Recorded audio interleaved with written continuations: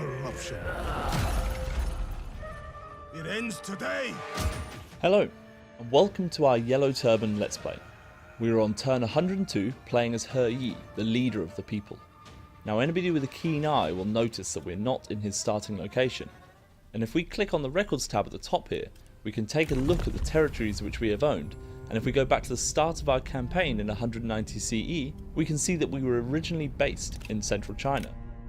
However, I didn't want to be scrapping around in there, so decided to move and do the Great Migration and head into the previously unoccupied southeast coast, meaning we had free reign.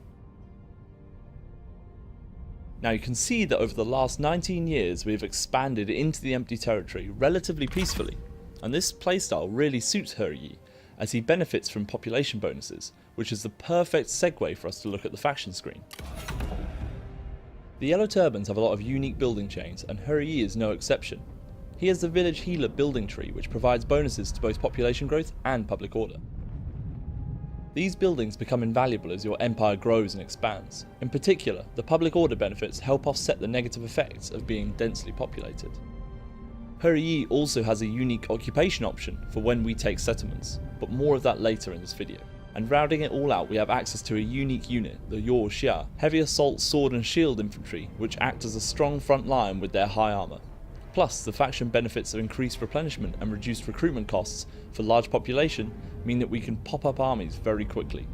If we look at our faction rank, you can see that we're approaching the mid-game point. The Yellow Turban factions start at a much less advanced level, making it a very hard start. If we hover over the ranks, you can see that we can't make peace with any factions until the 3rd rank.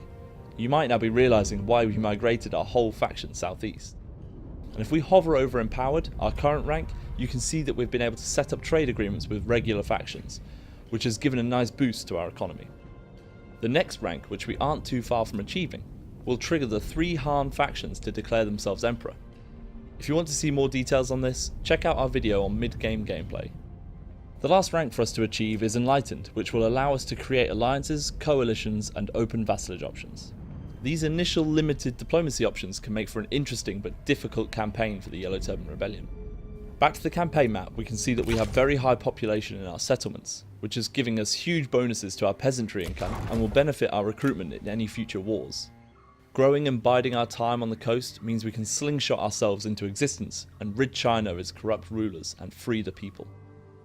Our first stage of the slingshot is to take on Liu Yao, a warlord with only 2 territories, so he makes an easy first target for our expansion. We will attack the trade port of Wanling, which will also damage his trade and income.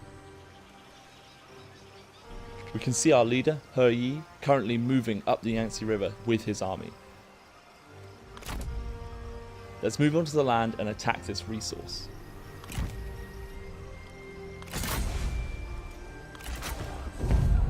It has quite a large garrison of 2,640 to our 3,105 men. However, our forces are much higher tier and higher ranked. We'll just delegate this battle and we can get a closer look at our own units later in the video.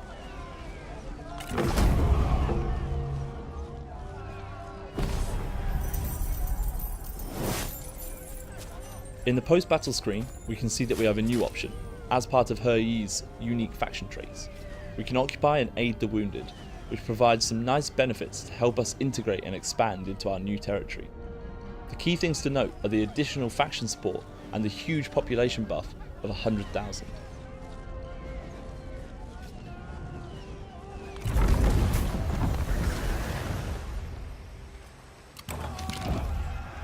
During this battle, a warrior has proven themselves and earned a promotion. For the Yellow Turbans, these sort of events are the main source of acquiring more powerful characters. Taking this settlement has also leveled up Herman, a key character that Yi's faction starts with. Herman is a scholar, a character type unique to the Yellow Turban Rebellion which focus on engaging enemy generals. We're going to level up and add the surprise attack skill, a battle ability which increases speed and melee damage. The extra skill points have also pushed Herman's expertise points to over 100, which now means he is a legendary character. Next turn, his name will turn gold to join the other legendary characters. This can happen to any character that has a skill path of over 100 points and means he will now be harder to kill. Now any magpies watching might be drawn to this bow over here, the Black Dragon, which we acquired from our weapon craftsman. These settlements have a percentage chance of dropping weapons we can equip onto our characters or sell to other factions.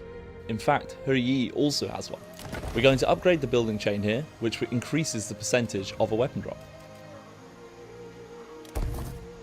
We will then end our turn and skip ahead 2 turns whilst we wait for our men to muster and move on to the capital of Luriao. So it took 1 turn for our men to muster and then another turn for us to move into Luriao's region. And seeing us attacking, his only way to ensure we don't destroy his faction was to become a vassal of Sun Jian and request that he goes to war against us as well. Now this really changes the dynamic here and gives us a real enemy to fight. As pretty much all factions hate us at the start of the game, it's not hard for vassals to start wars, and means even small enemies can cause a lot of trouble, as all warlords see us as an enemy of China. Let's get Yi headed back towards our lands, as we don't want to get caught undefended. Now to deal with this war. We can take a sneak peek at Sun Jian's situation in the diplomacy screen. What could a traitor have to offer me? And see that he has plenty of money, but a lack of food. So let's hit him where it hurts and try to prevent him creating an overwhelming army, as he will be able to outmuscle us. We can see to our west, he has an undefended livestock farm on our border. This feels like easy pickings that will reduce his replenishment rate and supplies. Let's create a second army. First, let's reclaim some of our money and cancel that weaponsmith upgrade. We have more pressing matters to deal with. Starting with our general, I'm going to choose Zhao Chong, a level 3 scholar, to lead. Yellow Turbans also have access to captains, so let's build a balanced army with an infantry captain and a spearman captain.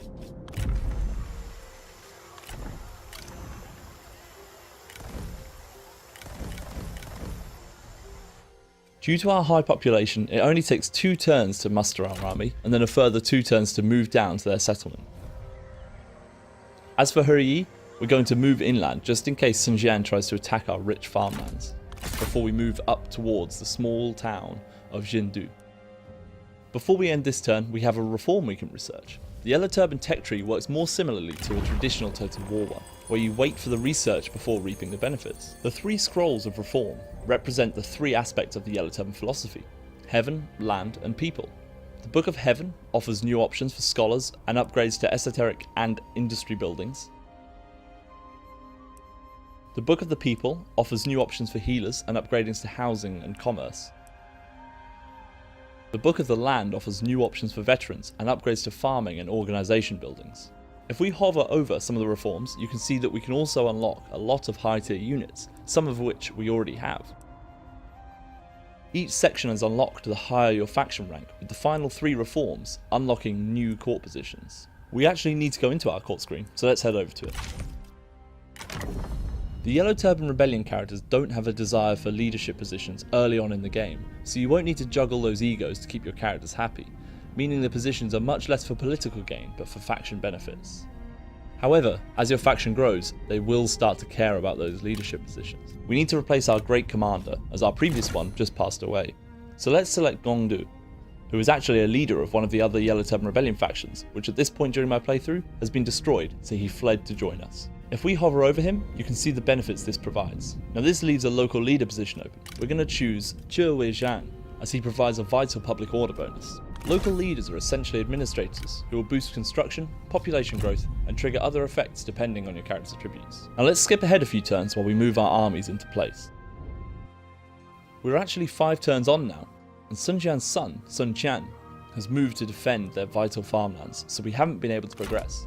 However, we have placed our army into ambush position in case he tries to make a tactical move into our lands.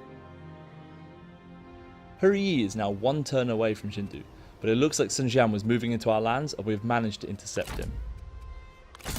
We have quite a strong army, and if we manage to cut the head off the snake, or tiger, we could push forward and free the people of Sun Jian's empire. Let's fight this battle to ensure we take down Sun Jian.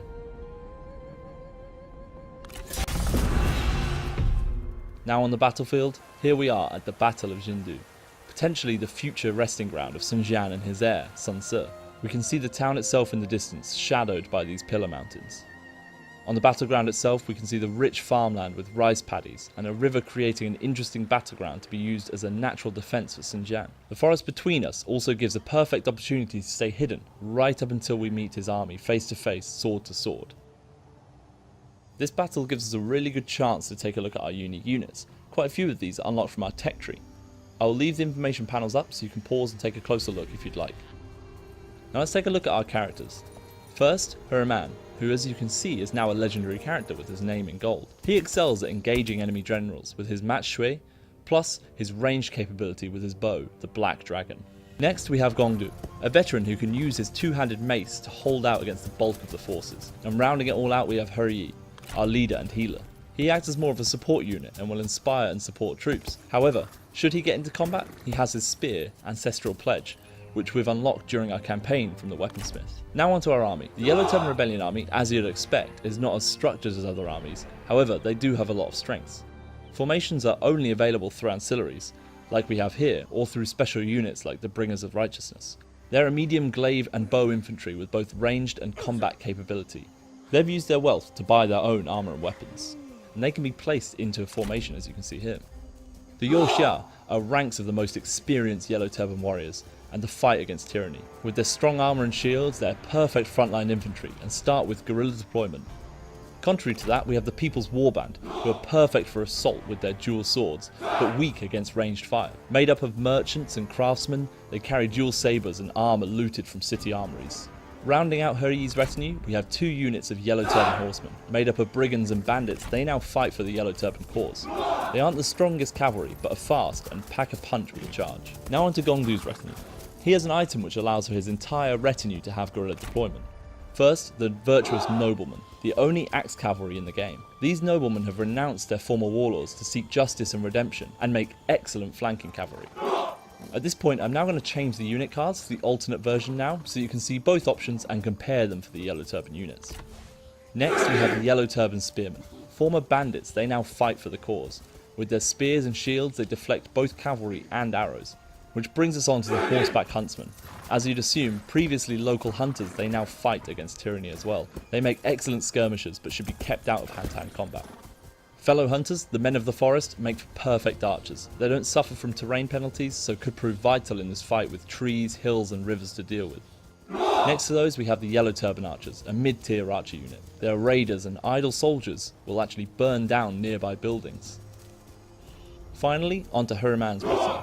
The Militia of Virtue are martial arts students who have mastered the use of the staff. They make a great front line as they are highly skilled at blocking melee attacks. However, they cannot adopt any advanced formations. Next, the unbreakable Yellow Sky Heralds. Beneath their yellow robes and Taoist charms, they are protected by light armour. Their devotion to the cause can tip them into an uncontrollable frenzy. Now for the backbone of any good Yellow Turban army, especially in the early game. These Yellow Turban warriors have been labelled outlaws by the corrupt warlords, but really, they've been pushed out of their lands and now fight to free others from oppression. And to round out Huraman's retinue, we have 2 units of archery masters. Each archer has spent years mastering the bow with both training and Taoist meditation. Their volleys of arrows even reduce the speed of enemy units. We're going to utilise Gongdu's guerrilla deployment and put his forces over here, along with the Yorxia. Then the rest of our army will remain hidden and approach through the forest.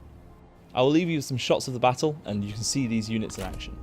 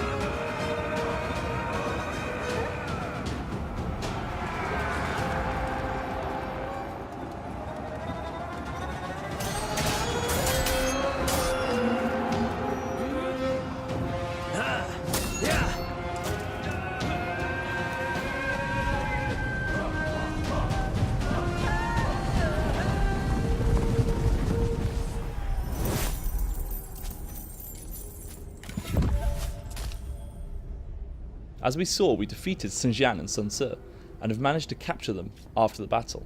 We now have a choice, but do we really? The only thing to do is to kill Xinjiang and his next in line, Sun Ce, Whilst doing this, we will gain both of their horses, including Xinjiang's unique one, Heavenly Fire. We've also got access to his ancient silver sword, and I've added some footage showing Huraman and Huryi with their new prizes.